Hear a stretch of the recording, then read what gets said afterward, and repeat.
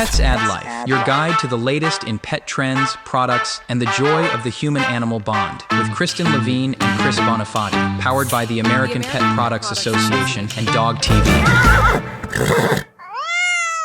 Hello, everybody. Welcome to another episode of the Pets Add Life podcast. I'm your pal, Chris Bonifati, and joining me is the genuine and gracious Kristen Levine. Kristen, how are we doing today? I'm doing great. I just love this season. You know, we're recording this 2 weeks before Christmas, and almost have all my shopping done, and I'm ready for the holiday. You've got your Christmas tree back there. I can see it. Your studio, your home studio has changed a bit for Christmas. I've got some lit up presents. Aren't they cute? They are cute. For the way I decorate my office is I have one stocking with a C that I put on my door. That's great. But my home is decorated. The tree is up. Hope did a great job I carry the bins and she does the decorating. I do the lifting. Yeah, that's so a good plan, I think sure. That's a pretty fair split because she doesn't want me getting involved in the aesthetic. I let her. Hey, do you have a pre-lit that. Christmas tree, or does she have to string the lights? It's pre-lit, but we add extra lights. It's a fake tree because we have the cat, and cats go nuts over the real tree. Right. So fake tree, pre-lit, extra lights, extra garland. It's like ordering a pizza, extra. You know? Yeah, like I want extra. It's an everything I want extra tree. ornaments. Yeah. So it's all done, and we're in the comfy zone of watching our favorite Christmas film. So how about before we get started, what's your favorite Christmas film that you watch every year? Oh my gosh. Well, this isn't really considered a film, but I love Rudolph the Red-Nosed Reindeer. That's fair. That's a good answer. The like felt stop motion one with Yukon Cornelius. Exactly. I like that one too. That's my favorite. What's yours? I'm partial towards Elf because I'm a Will Ferrell sucker and I think that's his best work. But every year on Christmas, my family and I watch Christmas Story. The 1980s classic with the BB gun and all that jazz. So that's usually our family tradition. And every Christmas Eve. Oh, sorry. I was just going to add that every Christmas Eve we watch Polar Express with my nephews. Even though they're 21 and 23 now, we've been doing that since they were little. That's the point of Christmas, though, right? Is to bring the childhood back. But we're not quite at Christmas yet. We got a couple of weeks to go, so we're not falling into a Christmas-themed episode quite yet, but we do have two awesome guests, two excellent stories, two radical products, and then we're going to be answering two of your questions from you, dear listeners. So without further ado, let's go ahead and jump into story time. Kristen and Chris present Story Time. Why don't you go first this time, Chris? Okay, why not? So I've got It's a funny story because the ending's happy. But this is a story coming out of Houston, right at one of the bridges, apparently near the Botanic Garden. I'm not too familiar with Houston, so I don't know exactly where that is. But somehow on one of these bridges in Houston, a Chihuahua got stuck. Not on the bridge, but under the bridge where the concrete pillars sort of meet the water. There's, oh my gosh. Like it goes from pillar to like platform. Right. And so the Chihuahua, I guess, fell into this river and found itself on the thing. So somebody calls the fire department and the firefighters come and... At first, the firefighter goes to rescue the Chihuahua, and it freaks out because you know how Chihuahuas are. Oh, they're not, I do. Yeah, they're not, necessarily the most calm dogs. So he has to go back and get gloves because the Chihuahua he's holding on to it, and it's just like with all of its tiny might. But it's a happy little story here because everybody was fine. The Chihuahua was brought to a veterinarian. The Chihuahua was either microchipped or still had its tag on, so they were able to find the owner. This all happened on Black Friday too. Oh, wow. So the dog was reunited and was healthy, and they have a little picture here on the news article of it being reunited with its owner in a little blanket, and it's got its little Christmas themed collar on, and it's just looking like it like nothing went wrong. So a happy ending to a goofy little Black Friday story there. And, thank you to all the first responders and firefighters who keep us and our animals safe, especially this holiday season. That is right. Gosh, I'd love to know how he ended up on that. Yeah, it doesn't seem, that's crazy. like I said, I'm not too familiar with Houston. It doesn't seem like necessarily calm waters. No. So, yeah, maybe the Chihuahua had a little more spunk than we gave it credit for. Yep. All right. So my story is more of a kind of a news flash. The most popular pet names of 2024 revealed. Ooh, that's fun. Okay. Yeah. And this was a survey done by rover.com. And they, of course, have millions of pets in their database. So they use the pets in the database to come up with these top 10. One name has fallen to number 2 finally after many, many years for dogs. Do you want to guess what that is? I'm going to go with Max. You're right. Ding, ding, ding, ding, ding. Somebody knows you are his good. pets. You are good. Yeah. So the longtime favorite has been bumped down the list. So the number 1 male dog name now is Charlie. And which that kind of surprised me. And the number 1 male cat name is Milo. Huh. Okay. Yeah. And then interestingly, for girls, dogs and cats alike, the top name was Luna. That's not surprising. I know lots of Lunas. That's a good name, at least. I could respect that name. Charlie, sure. So Charlie, Max, come on, folks. Try harder. I know. Come on. That's like zero effort. Zero. Yeah, zero effort. Unless you have like a deceased family member that you're naming the dog after. Well, that could otherwise, otherwise try harder. Yeah. So if you're adopting a pet this holiday season, or maybe, getting a new puppy or a new kitten, you might want to check out these top 24 names. If you're into trendy names, I'll give you the top 3 for male dogs: Charlie, Max, and Milo. Top 3 female dog names: Luna, Bella, Daisy. Bella got bumped down. Bella was at the top for a while too. Top 3 male cat names: Milo, Oliver, and Leo.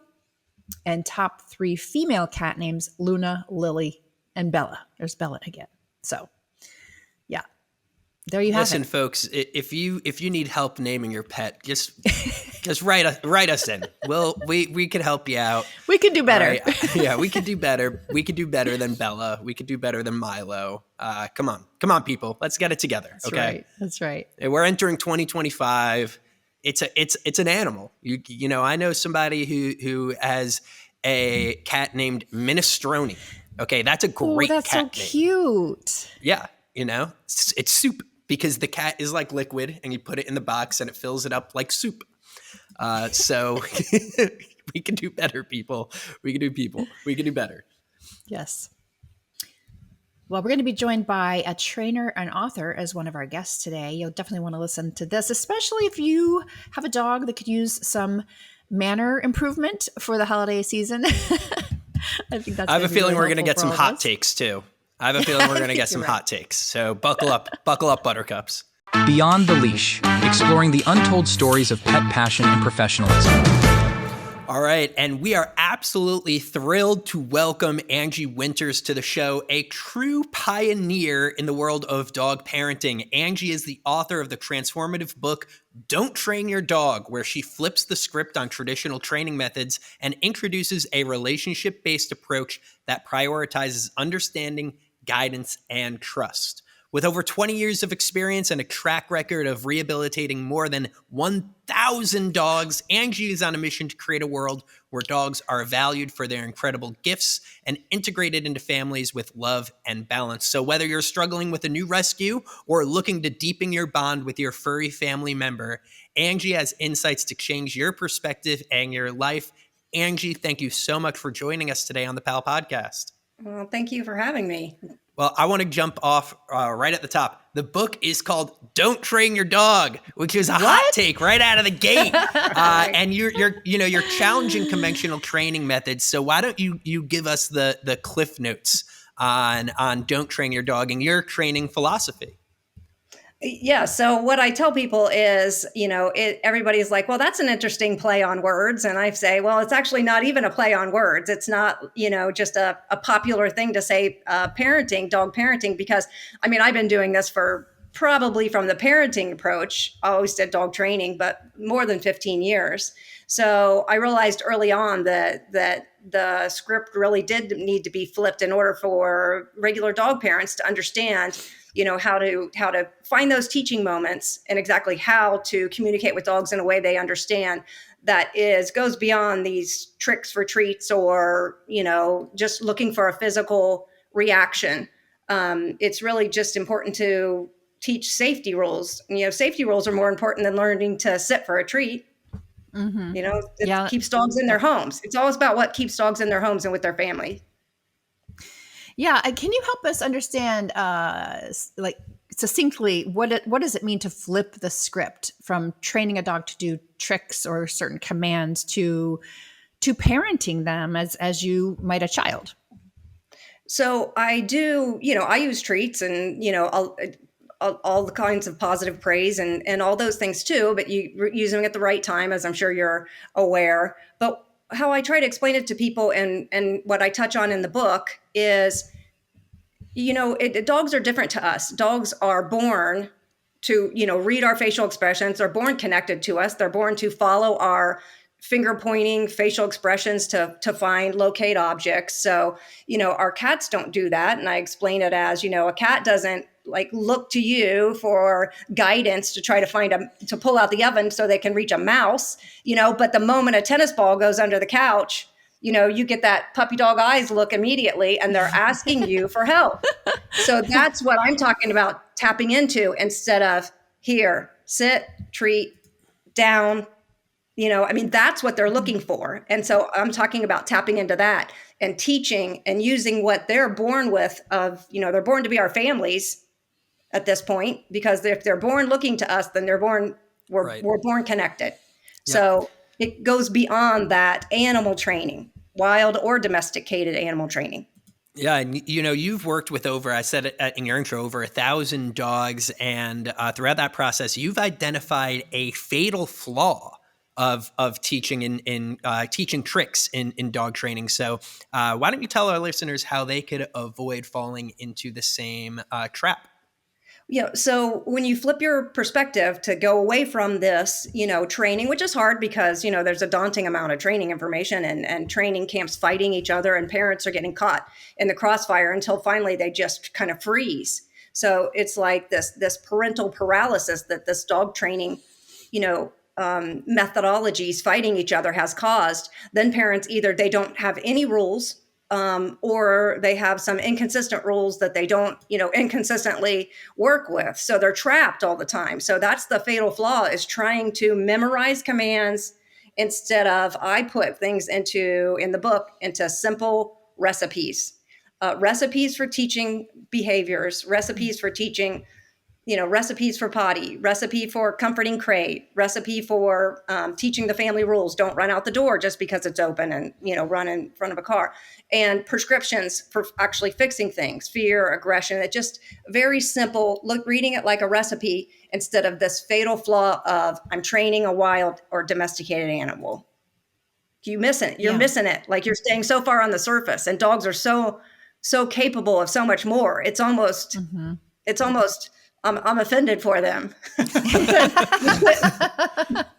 and they do it. Obviously, they learn stuff, a lot of things quickly with dog training, teaching tricks because they want to please us, and they're smart. But they're capable of so much more than that subtle communication that parents could just tap into. Yeah, and the results are magic. That's what people say. They're like, this is too easy. This seems like magic. And it's like, that's because you're trying so hard with all the other training for tricks. Right. You talk about understanding dogs' emotions and how important that is into communicating with your pet in a more parental type of way. What are some of the ways that dog parents can get better at interpreting their dog's behavior and emotional needs?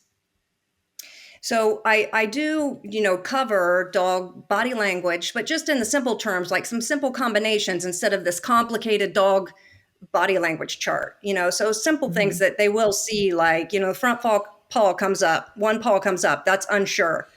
So recognizing a few of those things to tap into their emotions, but mostly it's being aware of your facial expressions, your tone of voice, the energy you're bringing to something. And so the recipes will outline you when you're teaching this kind of thing, you always have a neutral face. I even have a drawn neutral face of a character of a human, and you cannot have a frustrated facial expression, because that's all they're doing is reading your face all the time and reading what you're putting out. And so people accidentally tapping into the wrong emotion and showing the wrong emotion, and I've even said, if you see a dog not react correctly to what you were trying to teach, then even reenact it in the mirror, and you'll see, I don't think your face is not saying what you think your face is saying. And dogs, that's all they do. It's their full-time job, is to read our face and to read us, and they're experts at it.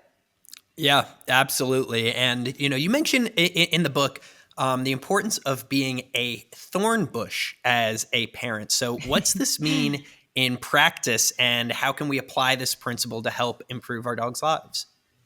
So when I'm talking about parenting and about enacting these recipes, I say you have to be like a thorn bush. And the reason why I describe it that way is because that exists in nature.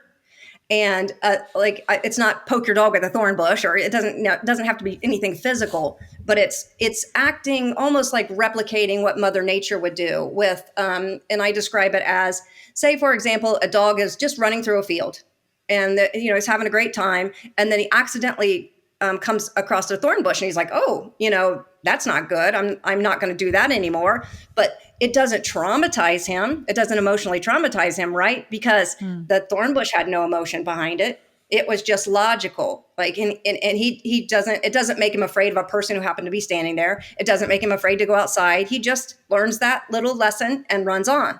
And when humans don't interject their emotion in that, or, their tones of voice, you just have it neutral when you're teaching that kind of stuff. What I'm saying, like teaching things that are not allowed. I have a recipe called the What's Not Allowed recipe in the book. So when you're teaching that, you have to be emotionally neutral, and you have to replicate a thorn bush in the thing, but it doesn't have to be physical, but replicate Mother Nature in that way with emotional neutrality. And then when you're encouraging things and teaching other things, then you can bring in the high voice, then you can bring in the, facial expressions. It's just knowing what emotions to tap into with the dog at the right time for teaching. But if you're always thinking about, oh, I got to do this command, down by the crate, down by the whatever, then you're in the wrong mindset. And that's how all these misunderstandings happen. And it's not the dog's fault. The misunderstanding, then they happen more and more and more. And then it's just a complete lack of communication with the parent. And the dog usually pays the price for that. So, or other kids. And kids in the family. So it really is parenting and guiding vulnerable family members, but you just guide dogs differently than you just parent them differently than you parent kids, but you're still parenting them.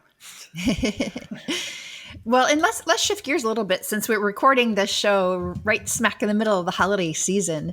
What advice do you have for managing our dogs' either behavior or their stress during the season? Maybe we have visitors coming over, guests staying with us, the routines are changing. What is some of your advice for that? Yeah. So a lot of those things with when I recommend in the recipes is to, practice a few of these things up front. But even if you don't, and even if something happens and you don't get the jump on it, it's important to remain neutrally calm, and have a plan for what's coming up when the doorbell rings or what you're going to do. So that's just constantly, emphasizing calmness, or using, what I call a companionship leashing. It's you don't leash a dog and leave it alone, but you can leash them with you when people are coming over. You can, with fearful dogs, what they want most in the world is not to be stared at by somebody coming through the door. So just knowing certain tips like that and say, it's like, just go ahead and ignore him. They're not offended when they're ignored like that. They're just hoping you ignore that the person ignores them, and that's how, that's actually how, regardless of during the holiday or not, how you desensitize dogs to fear of guests is that they come in, they don't even acknowledge the dog. We have this interaction with them, and then they leave without ever looking at the dog. And once the dog has a few of those repetitions, they're like, this isn't as scary as I thought it would be. Now, if people come in and then they reach, they look, so if you've got everybody coming through, ringing doorbell, coming over for Christmas, and every single person's coming at the dog. So my instruction is more towards the people than it is the dog. Yeah. But I always keep calm and keep them with me in the beginning when all the chaos is happening, or when you're opening presents. It's okay to leash the dog right there with you, but on your chair, and while the kids are running around. Better prevent than, and then give them their own treat. They know something special is going on, so you can emphasize calmness and be ready to give them something special too. Yeah, absolutely. Don't train your dog, but do train the members of your family on how to treat the dog, especially in these stressful holiday times. Yes. So I want to talk a little bit more about your broader impact, because you talk about trying to transform the lives of 1 million dogs. So can you tell us a bit more about the work you're doing to achieve such a lofty goal and the type of impact you're hoping to make on the broader pet care community? So I kind of, I didn't choose this. This actually chose me. And I mean, when looking back after all my life experiences and everything that's happened to me, it makes logical sense that I would be doing this, and my life would be dedicated to it at this point. But I didn't foresee that, and just, how things happen in life, and everything kept guiding me towards this. And it started out that I was volunteering with rescues. I wasn't with any certain rescues. I would just take the worst of the worst cases of dogs, from vet referrals or rescues, puppy mills, feral dogs that could not be touched. And so I just knew there had to be answers. And I was just, I'm very curious, and I don't like to see things suffer. And so I'm like just compelled to find out the answers of how to fix this stuff, because there has to be answers. And all the dog training things weren't working. They weren't working on this. We can teach them to sit, but it doesn't mean that you can touch a feral dog. And I've started developing these programs and these recipes. And then I realized I started having this success where, regardless of what the dogs came to me with, the set of techniques I would use as I brought them in my house, and over a 3 or 4 day period, they were making miraculous transformations in very short period of time. So not only is the dog suffering less, way less than some dogs just go on suffering for years and years and years, and they're at foster and rescues and the next ones and the next ones, and everybody's trying the same thing, and it doesn't change. So it's like, dogs are smart. Think how smart they are. Think how much they understand. And then if you're doing the same thing over and over and over for a year and nothing changes, it's never going to change, right? So they can change quickly. So I figured out how to change them quickly is basically the short story. And once I saw that, I was like, I need to show everybody this. And so I started recording, and I had been in the video production world some, and just everything came together. So where not only would I be like, sometimes I'd be up for 24 hours straight recording the behavior I was doing and trying to capture it so I could give it to the fosters and the rescues to keep dogs in their homes. And then I would also start going to people's houses to do consults, and, so every time I would leave, the dog would be able to stay in its home when it was on the verge of being given up. So when I realized I could do this, it's like, once you realize you could do that, can you just go, well, I'm not going to do that anymore because it's too hard? You can't do that. It's not an option for me. Once I figured it out, it's not an option for me to quit. And so then my mission became, I had to stop fixing every dog personally and figure out ways, develop programs, create these systems that I can get to people through videos and books so that everybody can do it. So my goal is for everybody to be able to do this. And it's not that hard when you switch your mindset to parenting from training, and you just see the recipes, and then you just see the magic happen. Then everybody's like, well, that makes too much common sense, or that happened too quickly. That's like magic. So it's like, I can't stop doing it. So now I'm on 28 years plus working on this. And I feel like if I reach 1 million, that I will have made a dent in it and enough. And then the next generation of dog parents that, we were raised with dog training as a mindset. The next generation, when this information spreads, won't be raised like that. And so their initial thought would never be, it'll be more of an emotional connection and being able to read dogs better. So it's of the utmost importance. I mean, it's saving lives and keeping dogs in their homes. It really is. And I love that you have so found your purpose in life. And, I too started out in the pet world working in an animal shelter environment where, there were a lot of dogs and cats too that had behavior issues that prevented them from being adopted. So I just love what you've done with your philosophy and bringing it to pet parents here everywhere. And your book is called Don't Train the Dog. Don't Train Your Dog. Yes. So definitely check that out wherever books are sold. And thank you, Angie, so much for joining us today. I know lots of folks are going to be getting pets for the Christmas season. So I think this would be a great book to pick up along with your new pet, your new dog. Yes. And, I'm fortunate enough to have people be saying that it's an easy read. It's entertaining. It's not a dry dog training book, so like, and there's cases of some of the dogs that I've fixed, and they're, heartwarming stories and stuff. So it's I think an easy read, and I think people could easily read that during the holidays, especially when you're bringing home that, hopefully rescuing a dog or bringing home that little puppy. So either way, it works for all of it. So. Yep. Well, your message is clear. It's well heard. And we thank you so much, not just for joining us today, but for all the awesome work you're doing in the pet care community. So thanks again, Angie, and hopefully we'll hear from you soon. Thank you. And thank you guys for what you're doing for the animals too. Thank you. Oh, we try. Thanks for having me. Yeah, I really meant what I said to her about, all the dog trainers that we've interviewed. Her philosophy really is unique. And, I love the recipe concept and the prescription concept and a series of actions you take to get the behavior or the result that you want. Brilliant. She was speaking my language. I'm definitely picking up what she's putting down. I guess I'm a sucker for a hot take title. Don't train your dog. I mean, I wonder if she came up with that title. She could make it as what's the guy from that John Hamm plays in Mad Men? Whatever that character. I can't think of his name. Yeah, that guy. Don Draper. Don Draper. Yeah, Don Draper. Yeah, she could be the Don Draper of the dog training book world, because that's an eye-catching title. But so many great points, and for everybody getting those new dogs or cats here at the end of the year. So many great resources coming at you from your pals. So keep listening. We're giving you good stuff here, people. And coming up next, we have a rare opportunity where we're going to have two guests. And stay tuned for that, because you're going to see some cool new pet tech. So let's see what these guests have to say. All right. Now we're going to dive into a really fascinating intersection between technology, animal intelligence, and human-pet relationships. So joining us are two innovators in their fields. First, we have Professor Clara Mancini, a pioneer in animal-computer interaction. Her work is shaping a more inclusive world for animals through cutting-edge technology.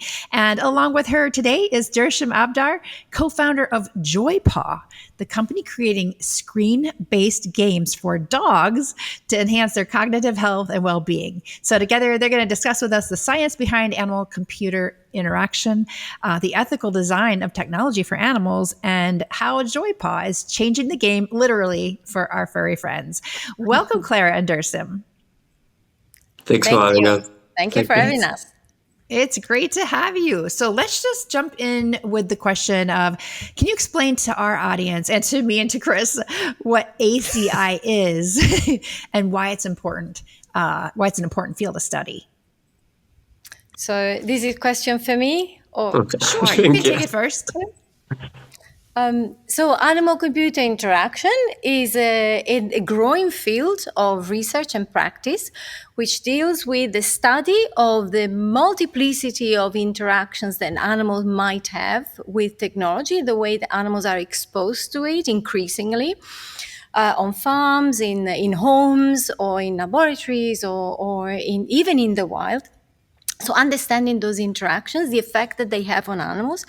Of course, the aim is to improve those interactions, make sure that these interactions are improving animals' welfare, that they could improve interspecies relationships, including human-animal relationships, and supporting animals in activities that may be important for them or that may be required to conduct.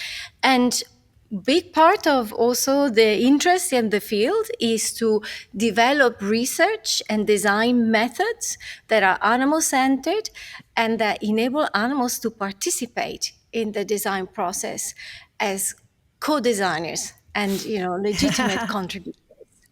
So in a nutshell, that's ACI. So then to go to a practical application, Dersim, you developed Joypaw, which is essentially, as I've been calling it, video game for dogs, which I love. I'm a big gamer myself, so if I could get Fido on the sticks and we could be playing some Call of Duty together in about 20 years, that's when I'll know you really succeeded. But how did the idea for Joypaw come to fruition? And can you tell us a little bit about the technology behind it? Of course.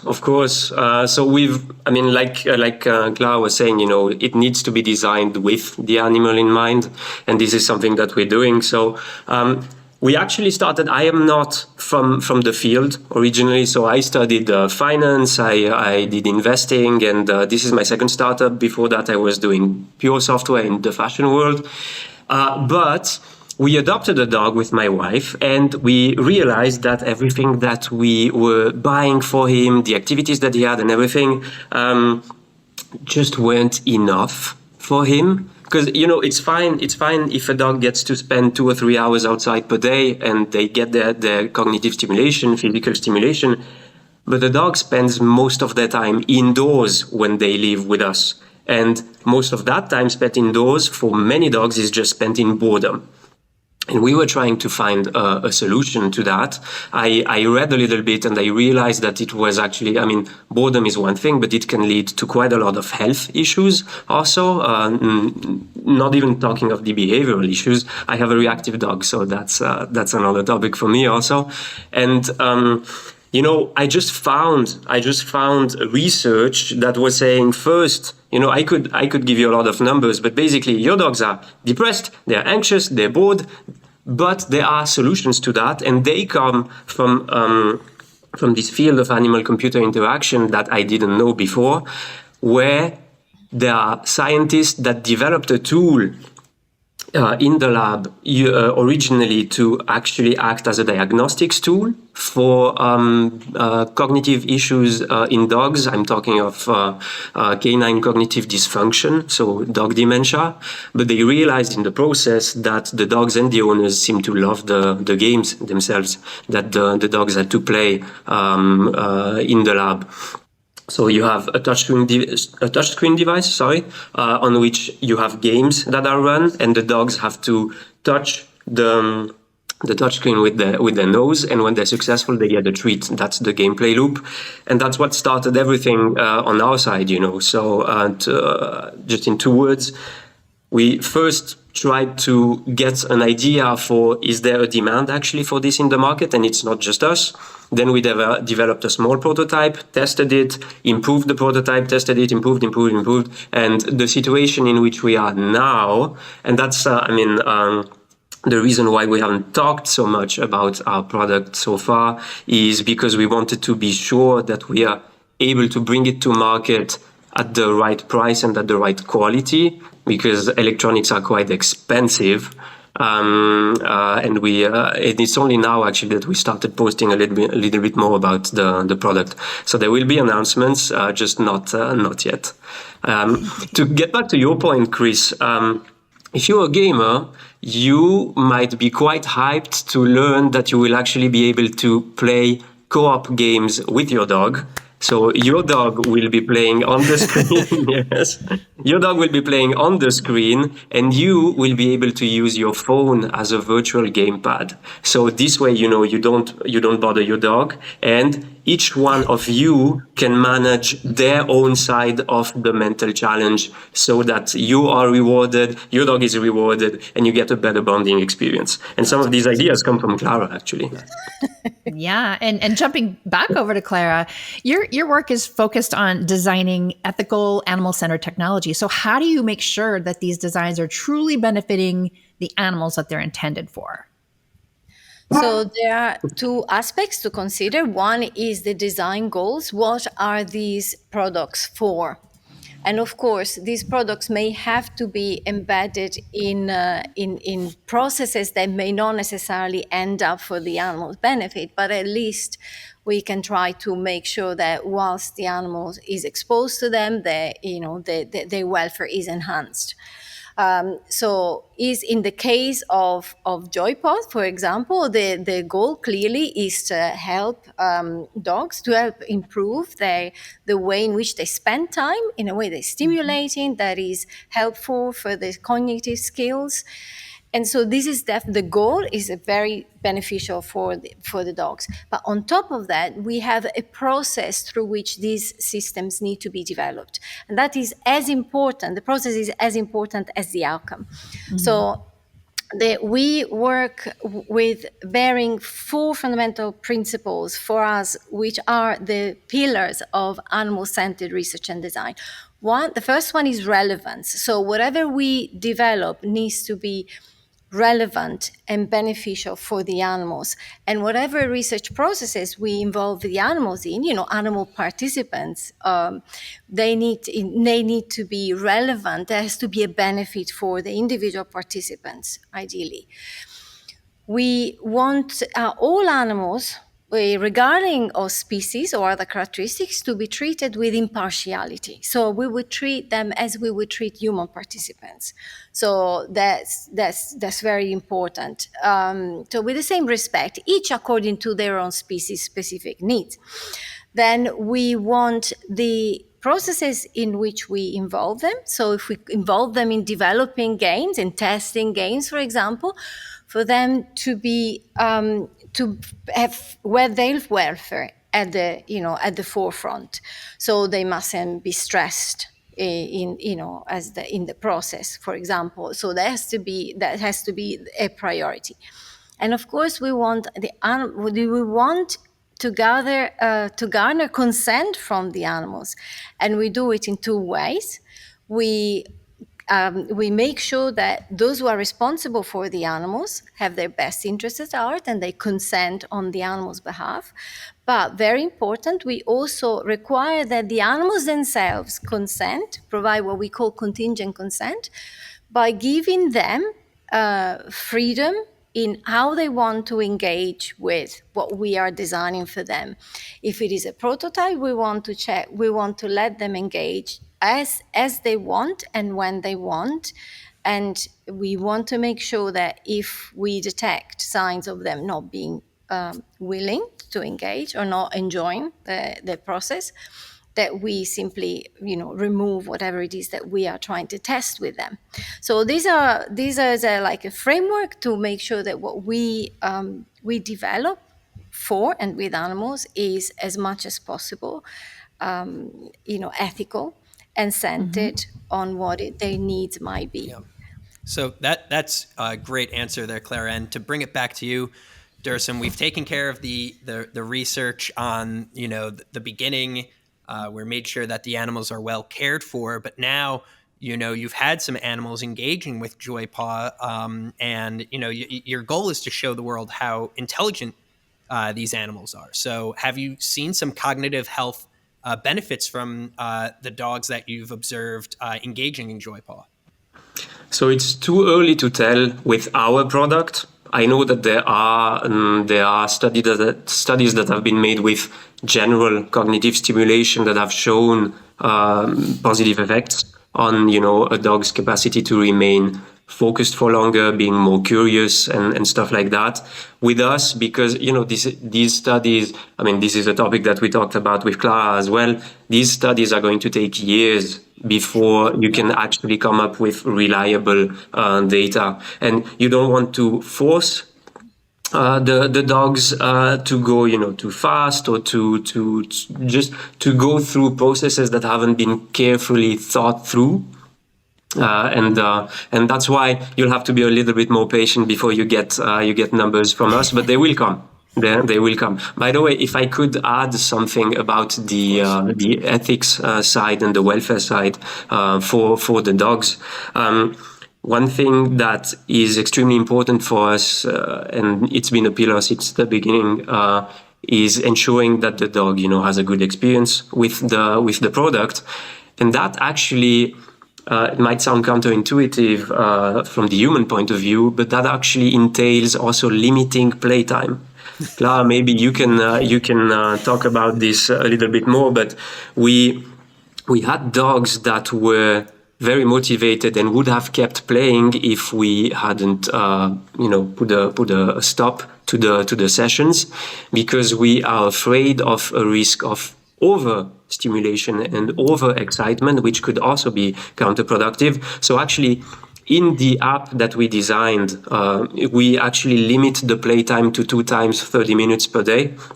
And honestly, out of all the dogs that tested our device, there was only one that's super hyper that didn't go to sleep after playing half an hour. It's a real workout for them. Wow.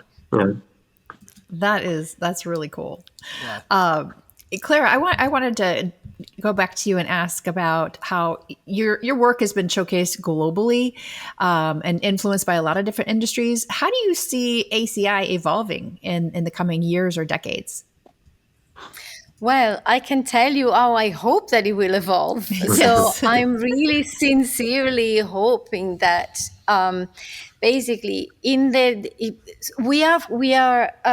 our world is filled increasingly with technology, and now there are IoT, Internet of Things technology, this artificial intelligence, and that is being increasingly used in farms, as I said, in laboratories, but even in homes, and animals are being affected by this. As some of this technology is used to try and understand animals better, to interpret their behavior. Mm-hmm. Some are trying to interpret maybe their communication, their forms of communication. So my hope is that we can ensure that these developments are beneficial for animals, so that for example, in the development of policies, that different governments are increasingly trying to develop to make sure that in technologies such as artificial intelligence are not damaging for humans. My hope is that consideration will be equally given to the benefits or potential impacts on other animals.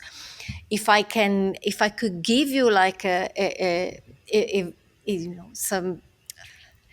hope that a vision for a future vision of that I have, for example, for cities. Now not everybody, many are talking about sustainable smart cities, with the idea that smart technologies, such as those powered by Internet of Things and artificial intelligence, can help us resolve a lot of sustainability problems that cities are facing, by allowing us to better manage resources and access to resources in a more equitable way for everybody, and making cities more inclusive. Well, my dream is that cities will be inclusive and equitable, not just for humans, but also for other animals.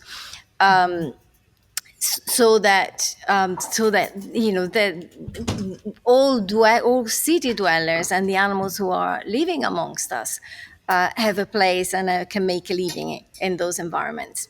Yeah, that's a great answer, and I think we got time for one more question. So I'll open it up to both of you, and we'll start with Dirsim. But for our listeners, our pet parents who may be curious about integrating technology into the lives of their pets, do you have any advice that you could give them on either a good place to start off or some do's and don'ts?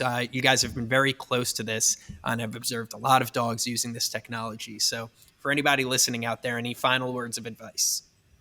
on how to incorporate technology into their daily lives with their pets, you mean? Yeah, sure. Yeah.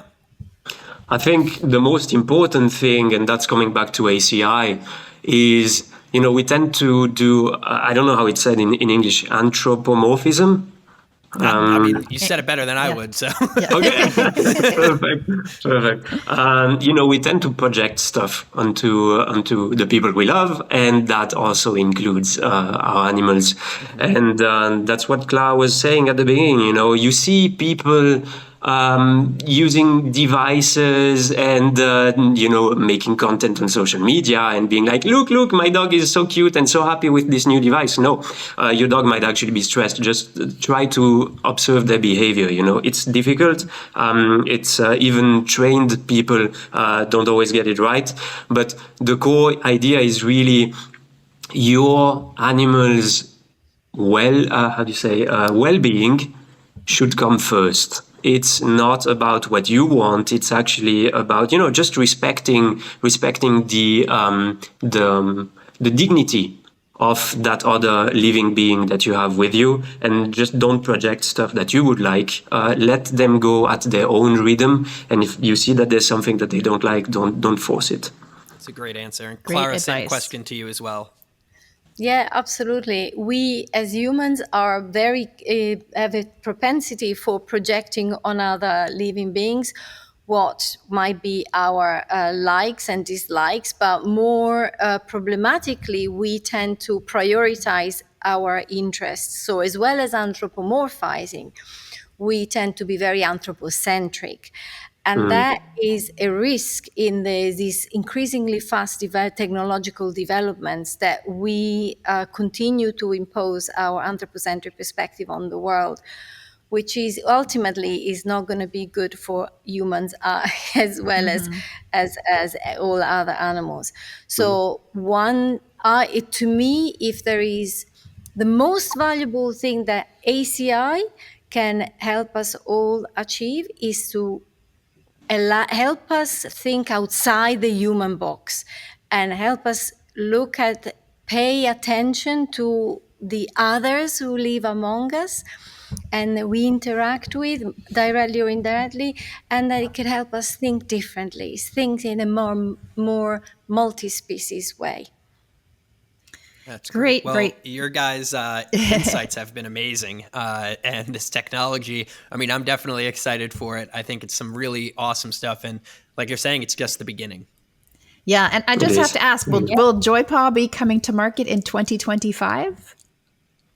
It should have come to market in December this year. Okay. Little insights.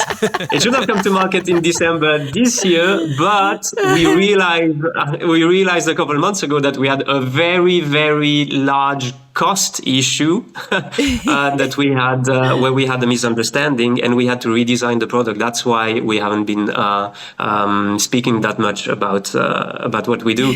But yes, the plan is for it to come out in 2025. Excellent. Awesome. Well, excellent. thank you both so much for your time and your insights today. Thank you. We'll be on the lookout for what you all have in store for us next. But thanks again for hopping on the podcast. Thank you so much. Thank you so much. Thank you very much. Bye-bye.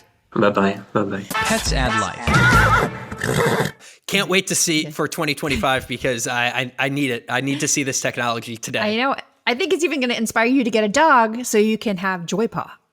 Yes. I'm not going to get a dog for all of the other reasons we talk about having a dog. I'm going to get a dog to play video games with it. But hey, it's ethical. They told me that it's ethical. And I love that it's limited screen time. Like I love that they consider like we can't create a generation parental of controls. iPad dogs. Yeah, yeah, exactly. So that's really, really awesome stuff. And I can't wait to see it come to fruition. The product of the week. All right, it's time for the product of the week. And Kristen, I think it's your turn to go first. So what do you got for us this week? Ooh, okay. Well, I thought I'd go with a cat product this week. And I discovered this a couple of weeks ago when I was doing my own holiday gift guide for pets, and I really love it. It is called, okay, first of all, the company's called AmeriCat Company. It's a women-owned company based in the USA. Everything's made in the USA, and they have this really cool cat scratcher. They come in different sizes. There's a heart shape, there's a cat shape, there's a few other shapes. But what struck me about this cat scratcher is it's cardboard, but they claim it will last for years. And that is because it's made of 2 times heavier than typical scratchers for sturdiness, to prevent, sliding around and to just last longer. It's got double wall construction, unlike single wall scratchers, and it has a tree-like texture that attracts cats. So all of these, it's U.S. corrugated cardboard, non-toxic, vegan glue, and FDA approved for food contact. I'm not sure why you'd need that. But anyway, it's a really cute scratcher. It's really affordable. I think they're like $25. So if you're looking for a long-lasting cat gift for the kitty in your life this holiday season, check out the AmeriCat Company cat scratchers. Awesome. That sounds good. Yeah. Food proof. Maybe people are putting like treats and stuff in their cat scratchers. I don't know. Sounds good though. Yeah, we bought Tiger a cardboard cat scratcher and she doesn't use it. We have to trim her nails because the reason cats scratch is their nails grow different from ours. It's like a shell. Mm-hmm. And when they scratch, they're actually pulling like the old nail off so the new one can grow in. Right. And Tiger just doesn't care anymore. she doesn't care. She just doesn't care anymore. But speaking of elderly pets, I've got a great product here for those of you who may not be aware that they exist. If you've got either an elderly pet or a mobility impaired pet, and especially if they are larger and typically travel either in the trunk or the back seat of your car, WeatherTech makes this amazing ramp that folds up into almost like a stool-like shape for you to keep in your trunk. And then you just pop this bad boy out. Piece of it goes onto your trunk. Piece of it goes onto the ground, and it makes an easy ramp for your dog to get into the car. So if your dog is getting older and can't make that jump up, or if they're mobility impaired, they have arthritis, if it's just uncomfortable for them, one of these bad boys runs for about $180, but it is absolutely worth it. WeatherTech, I have the WeatherTech mats in my car, and they have lasted me through 2 cars. They literally have lasted. Yeah, I was going to ask you, remember when WeatherTech just made floor mats for your car? Yeah. Now they make all kinds of things, including for pets. Yeah. I've seen the commercial for that ramp, and it looks really sturdy too. So, which is important, especially if your dog is large. Yes, and that's what you're worried about, because if it's a small dog, you just pick up the dog, right? So this is made with large dogs in mind. I could personally vouch for the quality that WeatherTech produces. I'm also pretty sure, it's all made in the U.S. They've got a lifetime warranty, and all of the plastic is USDA approved pet safe. So in case your dog, because you're going to pick up the ramp and put it in the trunk in case they decide that it becomes a chew toy afterwards. You probably don't want them to do that, but you don't have to worry about their health otherwise. So it's a great little thing. A lot of people don't know that this kind of stuff exists. And when they encounter their dog's old age, they get really worried that their quality of life is going to plummet. It's not necessarily the case. Similar to people with mobility impaired problems, we've got plenty of solutions made up by really smart, really talented people. So don't be afraid to hit the Google and find the product that's right for you. Q&As. All right, folks, it's time for our favorite part of the show. That's right, where Kristen and I answer questions from you, dear listener. So I know what you're thinking. How the heck do I get my holiday-related awesome pet super question answered by these 2 most excellent pals? Well, I've got good news for you, buddy. You just head on over to petsaddlife.org/podcast, and you could scroll on down to the bottom of that page. You'll see a form to submit your question, or if you're feeling as brave as a dog playing the doggy PlayStation for the first time, you can record your question like a voice memo, submit that, and you'll hear your question played live on this very show. So without further ado, let's get into this week's questions. I've got one here for you. I'm going to put you on the spot here, Kristen. Okay. We've got burning questions from our listeners. And this one comes from Michael in Austin, Texas. Thank you for your question, Michael. Hey, Michael. Michael asks, my dog gets really anxious and scared when strangers visit. Don't worry, so do I. And the holidays bring a lot of people to our home. What can I do to help my dog feel more comfortable and less stressed during these gatherings? Thanks for the question, Michael. Yeah, thanks for the question. And this is a common thing that happens. You know, our pets do get overwhelmed during the holidays, not only because of the guests in the home, but also because their routines might be altered a little bit as we get busier and we have time off from work. So it is really overwhelming for your pets. I would recommend a few different things for your dog, Michael. First of all, don't force your dog to engage and interact with your visitors. Create a quiet space in maybe his favorite room. Maybe it's a crate if you do crate training, or it could just be maybe his bed. Move his bed into a special spot where he can get away from all the hubbub. Also, it would help to try to keep his routine as similar as it normally is as possible. And that might really be tough to do. But for example, like keep his feeding times at the same time, the walking time, the play time. You want to just try to keep that routine as normal as possible. And then what was the third thing? Oh, and make sure you're spending some quality time with him each day, just to make sure that you're both getting that release of oxytocin hormone that makes us feel good.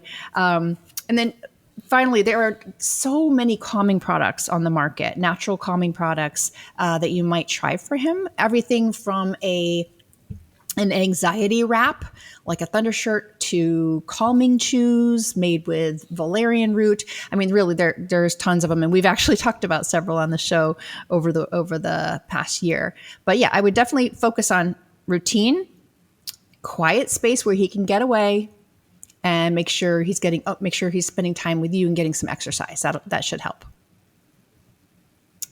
Thank you for That's your all great advice, Michael. Chris. And I love that concept of structure, because it's very similar to what people with anxiety need, which is structure and some predictability, especially in unpredictable times like the holidays, where you can't explain to the dog, "Hey, we're going to be having some guests," because they're just going to look at you like, Yeah, and they start to wonder what's happening next. So yeah, exactly. You know, if anybody can just walk in here, nowhere's safe. That's probably what the dog's thinking. So that's awesome. That's awesome. Great advice, Kristen. And thank you again, Michael, for your question. I've got a question for you, Chris. And this one comes from Emily in Minneapolis, where it is very chilly right now, I would imagine. And Emily has a chilly question. She says, my dog loves spending time outside, but I'm worried about the cold temperatures during the winter. How can I keep my dog safe and comfortable when it's freezing outside? And are there signs I should watch for that indicate it's too cold for them? This is a great question, and I wanted to answer this one because I asked my mom the same question when I was a kid about our cat going out in the winter. I said, doesn't he get cold? And her response was not necessarily a good one. She just said, it's the call of the wild, like he'll be fine. Which is there is truth to that. Animals are different from people. They have different body temperatures. They're smaller, so their blood can get to their extremities in different ways than ours does. They have some of them have beautiful natural coats. So my first part of this is, what kind of dog do you have? Because if you have a big, hairy Saint Bernese or Husky, honestly, they're probably fine for hours. They are made for that climate. But if you're talking about like a short-haired French Bulldog, yeah, we're going to want to take some precautions. And the first thing I'll say, I see Minneapolis. Yes, you have to worry about the cold, but number one thing you have to worry about with all dogs is the salt that they're going to put down on the sidewalks and the roads. So if your dog is still at a trainable age, start training them on dog booties now. If they're not at a trainable age, just be prepared for them to put up a fight for these dog booties. They're not going to like it at first. They're gonna walk around all awkwardly. They're going to be trying to take them off. But it's really important because the salt is going to affect and dry out the pads on the bottom of their paws. And that could get very uncomfortable, and you don't want that for your dog. As far as signs that the dog is cold, they shiver. They'll shiver. Mm-hmm. They'll stop moving. They'll do the lazy dog thing where they'll stop moving, and they'll probably start to look at you. When dogs need something, they know to try and make some eye contact. It's similar in the way that they always make eye contact when they're doing their business. It's because they're looking at you to protect them. It's like a sign of trust. So if they're staring at you, typically means something's wrong. And there's all sorts of great dog coats out there, some that are good for rain, some that are good for snow. So if you have one of those tiny little short-haired dogs, I would bundle them up, and I would keep your walks shorter than usual. Let them get their sniffs in, let them do their business, give them a little bit of exercise. But especially if you notice their energy levels starting to drop, if they're not getting the zoomies, if they're typically like a little bit of a leash puller and they're not pulling and you're more guiding them along, it might be time to go back inside. Great. Anything advice. to add there, Kristen? You covered it really well. The only thing I would add, and this is probably a very obvious sign, but this happened to my dog Chili when we used to go to Colorado for Christmas. He loved the snow. He loved to play in the snow. But after about 10 or 15 minutes, he would start to lift one paw at a time. And then he'd put it down and he'd lift another paw. And so we got him booties, but that's another sign. So, but yeah, you did a great job answering that one. And I'm glad, Emily, that you asked that question, because I think a lot of pet parents might be wondering that same thing this winter. Yep. Awesome. Well, thank you, Michael and Emily, for your questions. And unfortunately, Kristen, that brings us to the end of our show for this week. It's true. It's true. All good things must come to an end, but every end is the start of a new beginning. So don't worry. We're going to be back here next Tuesday. We've got episodes planned to be released throughout the holidays. Ron's working us like Santa works the elves. We're not taking breaks. We're not taking breaks. We're professionals. We don't take breaks. So you could expect us hitting your airwaves every single Tuesday. But until then, be kind to yourself, be kind to your animals, and we will see you in 1 week. Meowie Christmas. Meowie Christmas. I love it. I'm going to start saying that to people.